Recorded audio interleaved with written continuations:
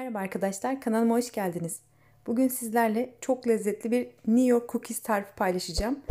Bu kurabiyenin özelliği dışı kıyır kıyır, içi ise yumuşacık olması. Tüm püf noktalarını tarifimde bulabilirsiniz. İsterseniz malzemelerle kurabiyemizin yapımına başlayalım. İlk olarak kurabiyemizin yapımına 150 gram tereyağını ekleyerek başlıyoruz. Tereyağımız ne çok soğuk ne de çok sıcak olmalı. İlk olarak tereyağı ve unu azar azar ekleyerek karıştırıyorum. Ve tereyağı ile undan kuru bir karışım elde edeceğiz. Tereyağını elimizin ısısıyla bu şekilde unla iyice karıştırıyoruz. Bunu makinede yaparsanız çok daha kolay olur. Ama ben göstermek için böyle elimde yaptım. Tereyağı ve un iyice karışıp özdeşleşmeden diğer malzemeleri kesinlikle eklemiyoruz. İlk püf noktamız bu kurabiyede. Unu burada azar azar ekliyoruz arkadaşlar. Tek seferde eklerseniz tereyağının erimesi ve karışması çok daha zor olacaktır. İlk olarak bir bardak unla başladık ve tereyağı yumuşadıkça, eridikçe un eklemeye devam ediyorum. Burada gördüğünüz gibi bir bardak unu iyice karıştırdım. Sonra bir bardak un daha ekledim. Bunu da tekrar karıştırıyorum. Hala daha tereyağı erimeye devam ediyor içerisinde. Karışmaya devam ediyor.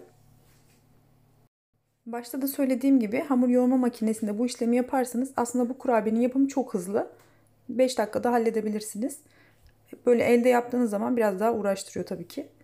Şeker olarak da bir bardak şeker kullanıyorum. Ama 3'te 2'si beyaz şeker, 3'te 1'i esmer şeker olacak şekilde.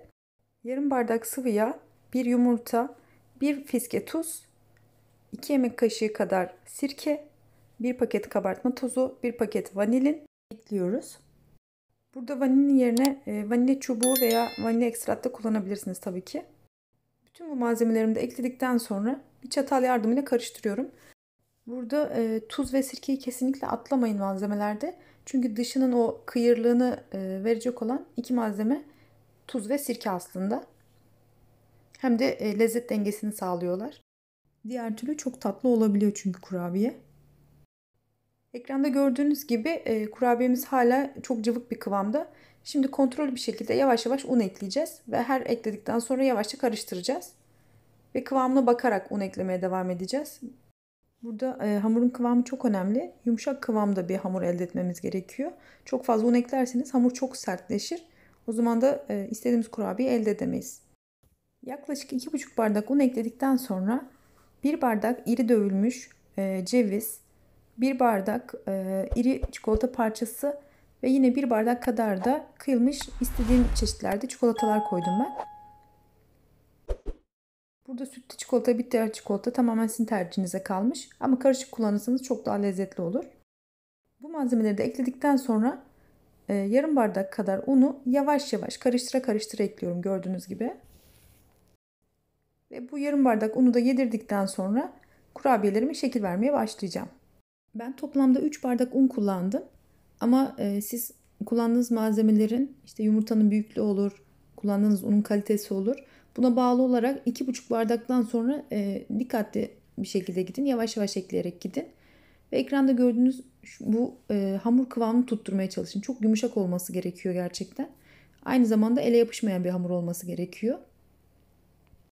Bu kıvamı elde ettikten sonra kesinlikle un eklemeyin. New York cookieslerin ikinci bir özelliği de büyük boyutlu olması. Burada cevizden daha büyük mandalina büyüklüğünde toplar yapacağız. Ve bu yaptığımız kurabiye toplarını buzlukta en az 90 dakika dondurmamız gerekiyor. Bir gün önceden yapıp buzluğa atarsanız çok daha iyi olur size. Hatta şöyle yapabilirsiniz. Önceden farklı çeşitlerde kurabiyeleri hazırlayabilirsiniz. Bir saklama kabında buzluğa atabilirsiniz. Top top yapıp birbirine yapışmayacak şekilde. Ve istediğiniz zaman istediğiniz miktarda kurabiye topu alıp direkt pişirip yiyebilirsiniz. Her seferinde uğraşmanıza gerek yok. Ben genelde bir seferde birkaç çeşit bu şekilde kurabiye yapıp buzluğa atıp misafirim geldiği zaman, canım istediği zaman çayın kahvenin yanına çıkartıp küçük bir tepside hemen birkaç tane pişirip sıcak sıcak yemeği tercih ediyorum. Çok daha pratik oluyor. Her defasında en azından kurabiye hamuru yapmaya uğraşmıyorum. Bu kurabiyenin benim en sevdiğim yönü bu. Yani buzluktan çıkartıp pişirilmesi gerekiyor çünkü. Kurabiye hamurunuzu dondurmadan direkt fırında pişirirseniz eğer Tepsinin tabanına tamamen yayılan, ince, çok kuru ve sert bir kurabiye elde edeceksiniz. Bu da kesinlikle istediğimiz bir kurabiye değil. Biz dışı kıyır kıyır, içi yumuşacık, ağzınıza aldığınız an ağızda dağılan lezzetli, güzel, büyük boyutlu bir kurabiye istiyoruz. Bunu da sadece dondurarak yapabilirsiniz. Burada ikinci bir püf nokta da pişirme aşamasında.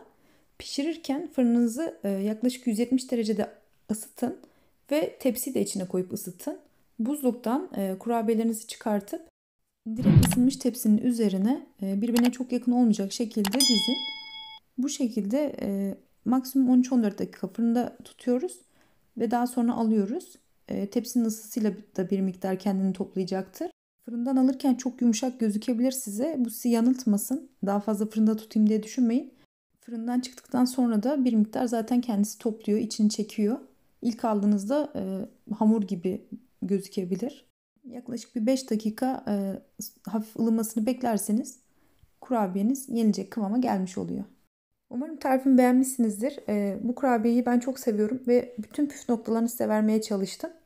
Tarifimi birebir uygularsanız çok lezzetli bir Neo cookies elde edebilirsiniz. Siz de evde yapabilirsiniz. Bir tarifin daha sonuna geldik. Hepinize hayırlı mutlu günler diliyorum. Kanalıma abone olmayı, bildirim zilini açmayı ve bana destek olmayı unutmayın. Bir sonraki tarifte görüşmek üzere.